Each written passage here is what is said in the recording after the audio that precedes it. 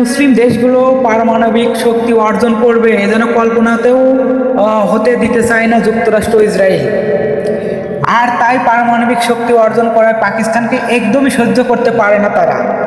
এমনকি ইরান ও নাকি গোপনে পারমাণবিক শক্তি বাড়াচ্ছে সেটি ধারণা করে দুশ্চিন্তা রয়েছে শত্রু দেশগুলো।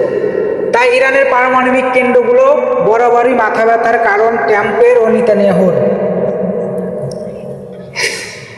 ইরান যেন কখনো পারমাণবিক শক্তি না বাড়াতে পারে সেজন্য বারবার সেখানে হামলা চালায় ট্রাম্প ইসরায়েল। এমনকি এবারের যুদ্ধ ট্রাম্প হামলা করবে না বলার পরেও ইসরায়েল ঠিক ইরানের পারমাণবিক স্থাপনা হামলা করে বসে, আর সেটির প্রতিশোধ যেন ইরান ভয়াবহভাবেই নেবে।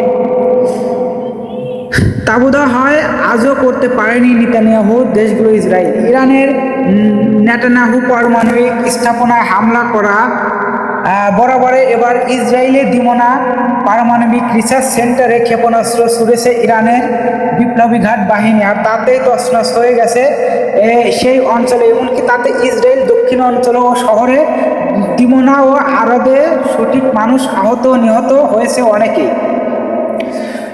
অনেকের অবস্থা আশঙ্কাজনক। ভয়াবহ হামলার পরও আক্রান্ত এলাকায় জরুরি অবস্থান জারি করা হয়েছে বলে প্রতিবেদন জানিয়েছে আল জাজিরা।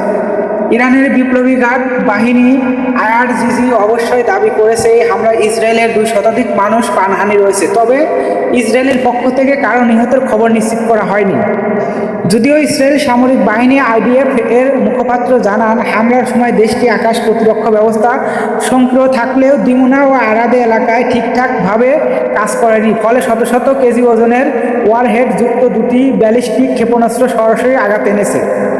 যদিও এই বিষয়ে ইসরায়েলরা তেমন কিছু না জানালেও আন্তর্জাতিক পরমাণু শক্তি সংস্থা জানিয়েছে দিমোনায় অবস্থিত শিমন পেরেসে লেগে পারমাণবিক বিদ্যুৎ ধ্বংসের জন্য আশঙ্কাজনকভাবে ধরা হয়েছে।